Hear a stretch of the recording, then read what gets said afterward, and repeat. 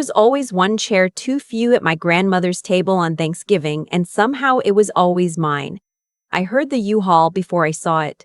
That diesel rattle coming up my gravel drive at 7 in the morning, headlights cutting through the fog rolling off the lake. I stood at the kitchen window with my coffee going cold in my hand and watched the truck slow at my gate, then sit there idling like it had every right to. A second vehicle pulled in behind it. My sister's white Tahoe. I knew that Tahoe. I'd co-signed the loan on it 4 years ago, back when I still thought that was what family did. My name is Delphine Ashby. People call me Della. And until the morning that truck showed up, I'd spent 31 years being the easiest person in my family to forget. Let me back up, because you need to understand how a person ends up alone in a 6-bedroom lake house on the morning her family comes to take it from her. I grew up in a town in central Ohio, small enough that everybody knew whose kid you were before they knew your name. My mother had 3 children. My older sister, my younger brother, and me. The one in the middle, the one she used to introduce to people as, and Della, like I was a footnote she'd almost left off the list. I'm not exaggerating for sympathy. I have the Christmas photos. My sister center frame, in a velvet dress.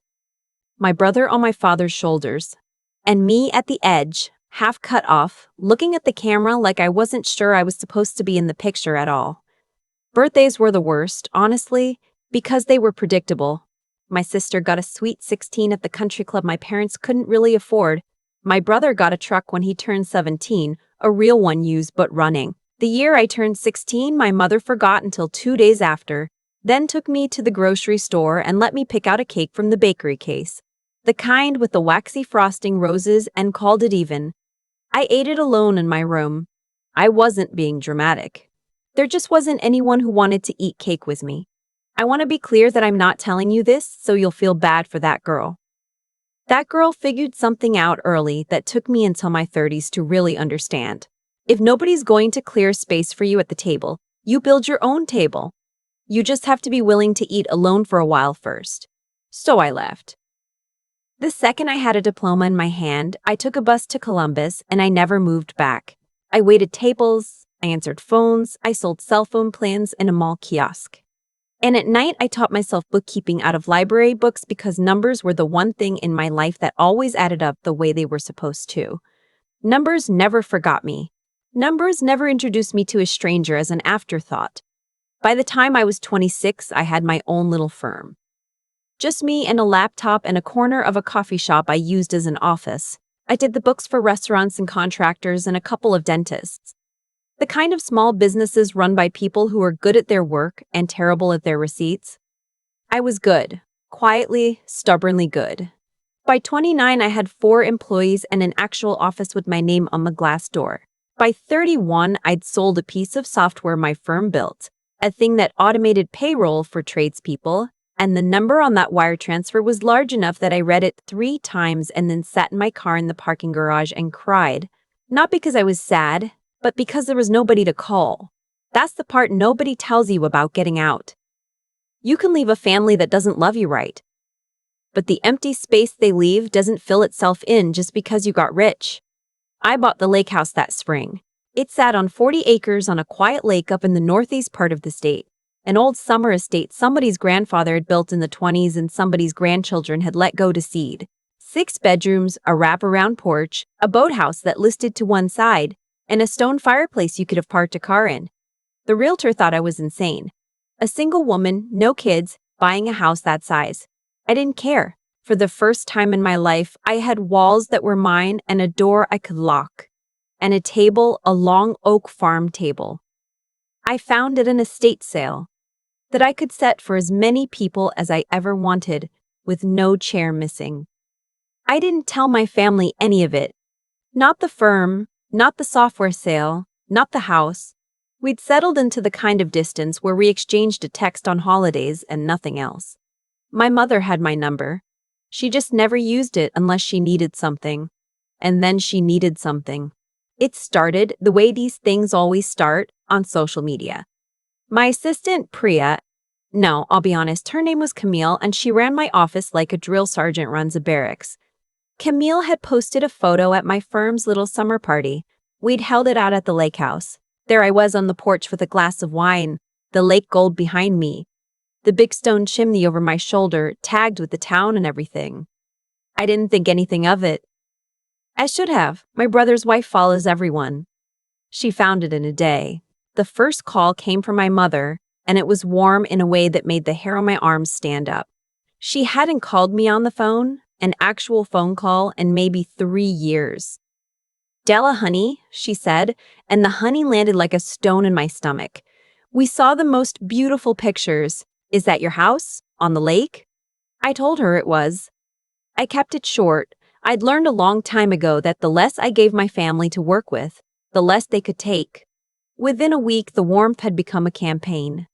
My mother called twice more.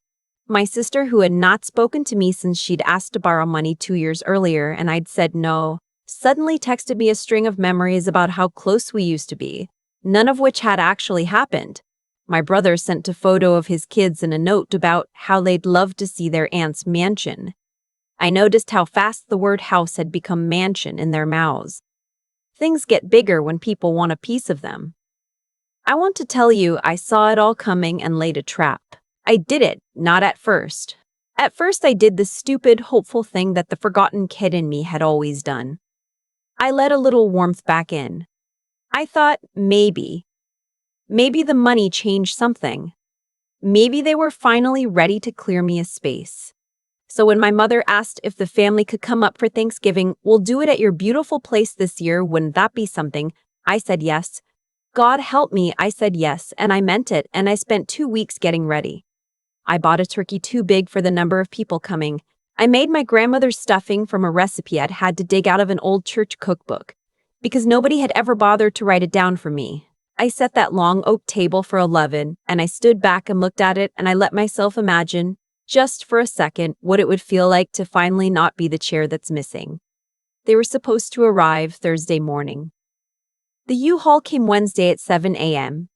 So now you know how I ended up at my own kitchen window in my robe, watching a rental truck and my sister's Tahoe sit in my driveway in the fog. I want to tell you that I was scared. I wasn't, not really. I was something colder and quieter than scared. I was curious, because a U-Haul is not what you bring to Thanksgiving dinner. A U-Haul is what you bring when you intend to take things away. I put down my coffee. I did not open the gate. My phone buzzed. My mother. "We're here a little early, sweetheart." Buzz us in. "The gate code's not working." The gate code was working fine. I changed it the night before, on a feeling I couldn't have explained at the time. The same animal instinct that had kept that little girl quiet at the edge of all those family photos. I texted back that I'd be right down, and then I did 3 things, fast, in the order my brain handed them to me. I called the county sheriff's non-emergency line and told them calmly that I had uninvited vehicles, including a moving truck at my property, and that I wanted a deputy present. I texted my attorney, a sharp woman named Odette who'd handled the software sale and had since become the closest thing to a real friend I had, and told her to call me the second she woke up. And I turned on the cameras. I need to stop here and tell you about the cameras, because this is the part that mattered most. And it's the part I almost didn't do.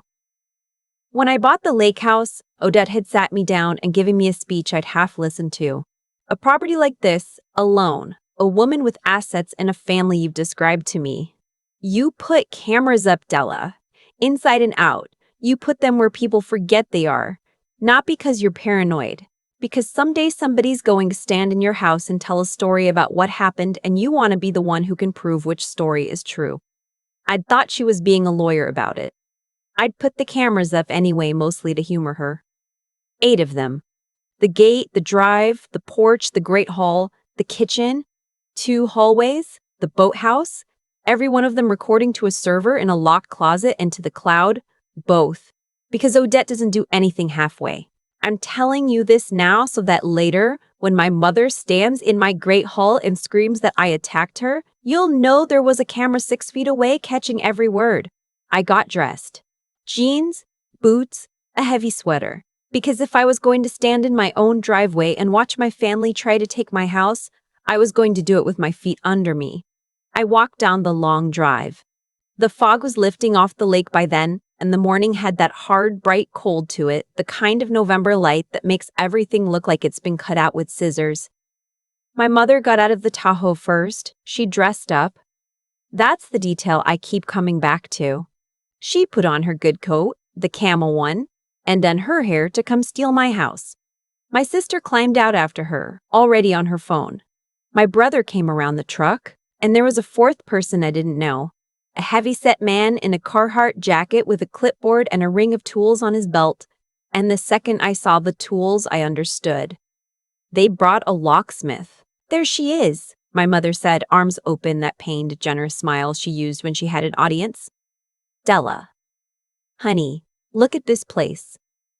I didn't walk into the hug. I stopped about 8 feet away and put my hands in my pockets. What's the truck for, Mom? She didn't miss a beat. People who lie for a living rarely do. Well, sweetheart, that's actually what we came to talk to you about. There's been a misunderstanding about the property, and we're here to get it all sorted out so it doesn't become a bigger headache for you. My sister stepped up beside her and held out a folder. Manila, official looking.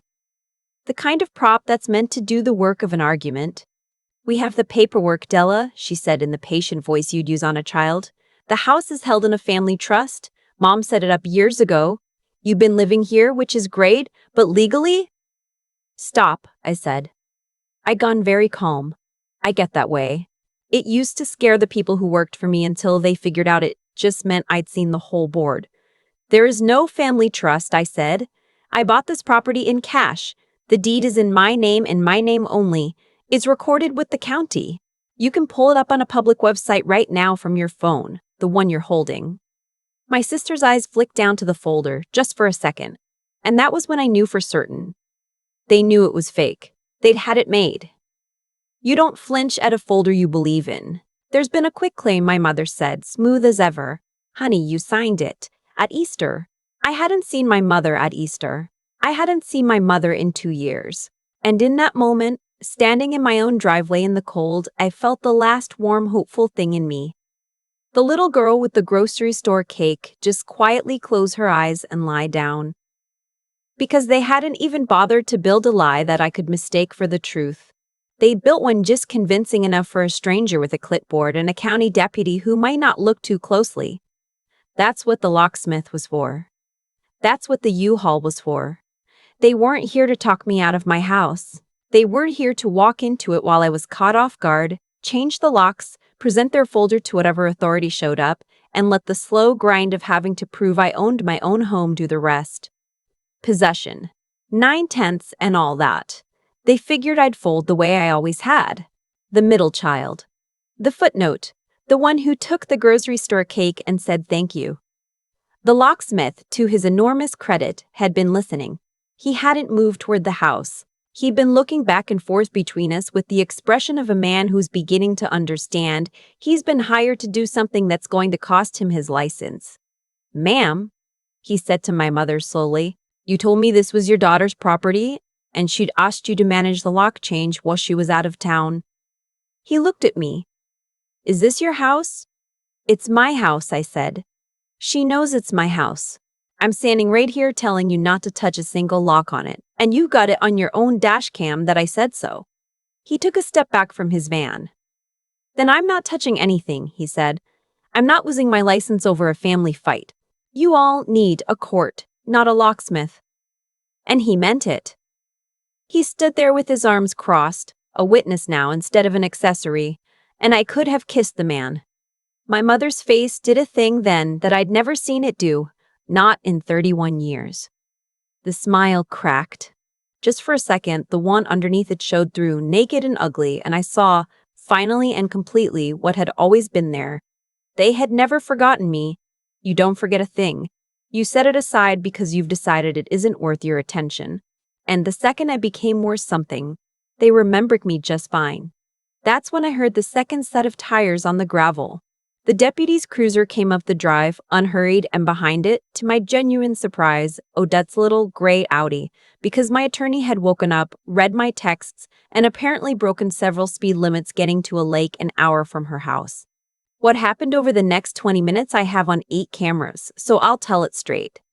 The deputy, a soft-spoken older man named Officer Brantley, asked everyone to state their business. My sister produced her folder. My mother produced her warmth. And Odette, who had not even taken her coat off, produced a printout she'd pulled up on her phone on the drive, the recorded deed, stamped by the county, my name on it, dated 18 months before this fictional Easter quitclaim. Then she produced a second thing, and this is the part I love because Odette thinks 3 moves ahead of everyone. She produced the LLC documents showing the property was held by an entity she'd set up for me at the closing, and the quitclaim in my mother's folder was made out to Delphine Ashby personally, transferring property Delphine Ashby intentionally hold in her own name to transfer. The forgery wasn't just a forgery. It was a forgery of a transaction that was structurally impossible. They'd faked a signature on a document that betrayed they didn't even understand what they were trying to steal. I watched my sister realize it. I watched the deputy read it twice. And I watched my mother in her good camel coat understand that the story she'd come to tell was not going to survive contact with a single piece of paper that was actually real. Here's the part the cameras caught that I'll keep forever. My mother turned to me and the warmth was gone. All of it. And what came out of her was the truest thing she'd ever said to me. You do this to your own family? Over a house? After everything and she couldn't even finish it because there was no everything. There was a grocery store cake and the edge of 100 photographs. We made you, she said finally. We made you and you You forgot me, I said. For 31 years, you forgot me. And the one time you remembered, it was to take something. So no, I don't owe you the house.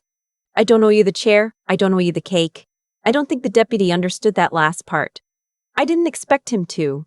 The forged quitclaim turned out to be a felony, as it happens. In Ohio, filing or attempting to use a forged document affecting title to real property is no small thing, and presenting it to a peace officer in an attempt to take possession of someone's home does not improve your situation. The deputy did not arrest anyone in my driveway because that's television and not how it actually works. But he took the folder into evidence. He took statements. He took Odette's deed, and within 6 weeks the county prosecutor had taken an interest. My sister, whose name was on the folder as the filing party, was the one who took the hardest fall for it. My brother and his wife had been the ones who found me online, but they were smart enough to have touched nothing in writing. My mother had been careful too. Careful the way she was always careful. To make sure someone else held the thing that could burn them. She let my sister be the chair that got taken. I didn't press for the maximum on anyone. People online, when I've told pieces of this, get angry at me about that. They wanted me to want my family in prison. But here's the thing, nobody who didn't grow up at the edge of the photo understands. I didn't want them punished. I wanted them gone. There's a difference, and it's the whole difference. The forgery charge did what I needed it to do. It built a wall between me and them that I would never have been able to build with my own 2 hands, because the little girl with the cake would have kept opening the gate. The county built the wall for me. I just had to stop opening the gate. The locksmith, by the way, I sent a check and a note thanking him for being an honest man on a morning when honest would have been easy to skip. He sent back a note that said, "Just doing the right thing, ma'am," which I have framed, the only piece of mail from that whole season I kept. It's been almost 2 years now. I still have the lake house. I still have the long oak table. Last Thanksgiving I set it for 11 again, but this time it was Camille and her husband and their kids, and Odette and her wife, and 2 of my employees who didn't have anywhere to be, and the honest locksmith and his wife, who turned out to be wonderful, loud, kind people who brought a green bean casserole that should be illegal in 3 states. Not one of them shares my blood. Every one of them cleared a space for me without my having to ask. My mother sent a card that December. No return address, just my name in her handwriting, Della. And inside, nothing, just her signature. Like she expected the blank space to do the asking for her. I didn't open the gate. I put the card in the fire in that big stone fireplace you could park a car in, and I watched it go. And then I poured myself a glass of wine and stood by the window and looked out at the lake going dark. And the quiet I'd wanted my whole life was just there. Finally, ordinary and complete. like it had been waiting for me to stop running long enough to notice it. For the first time I could remember, I wasn't the chair that was missing. I was the one who set the table, and every single seat was full. The morning that U-Haul sat in my driveway, I kept waiting to feel triumphant, and the feeling never came. What I felt instead was quiet, and it took me a long time to understand why. My family didn't lose because I outsmarted them. They lost because of who they had each chosen to be, one small decision at a time for 31 years. My mother chose every single holiday to set me aside. My sister chose to put her name on a forged document she didn't even understand. And when the deed came out of Odette's folder and didn't match their lie, that wasn't luck. That was the sum of every choice they made arriving all at once at my front gate. People think consequences come from outside, like weather. They don't. They grow from inside the things we do, slow and certain. Until one cold morning, they're standing in the driveway in a good camel coat. I think about the 3 things that actually saved me that day, and none of them was the money. The first was simply refusing to lie back. I could have forged my own counterstory, could have played dirty, could have wanted them in prison the way strangers online wanted for me. I did it because the person I decided to be a long time ago, the girl eating grocery store cake alone, had quietly promised herself she'd never take from anyone what they'd taken from her. Holding that line when I had every excuse to cross it is the thing I'm proudest of. The second was the cameras and what they really represent. I almost didn't put them up. I thought Odette was being dramatic. But thinking ahead, listening to someone wiser, building the proof before I needed it, that wasn't paranoia. That was just paying attention to how the world actually works instead of how I wished it worked. The smartest thing you can do is prepare for the version of people they keep showing you, not the version you keep hoping for. The third was the part nobody sees, the years before any of it. Waiting tables, learning bookkeeping out of library books at night, building a firm out of a corner of a coffee shop, eating alone long enough to stop being afraid of it. That stubbornness, the willingness to keep going when there was no one clearing a space for me, is what built the lake house in the first place. The house was never the point. The capacity to build it was. So if you take anything from what happened to me, let it be this. Be the kind of person who won't take the easy, ugly road even when you'd be justified. Pay attention to who people show you they are, and quietly prepare for it. And keep building, alone if you have to, until you're the one setting the table. The gate is yours. You don't owe anyone the code to it, not even the people whose blood you share. Some seats you fill yourself, some you finally let stay empty. And both of those, I've learned, can be a kind of peace.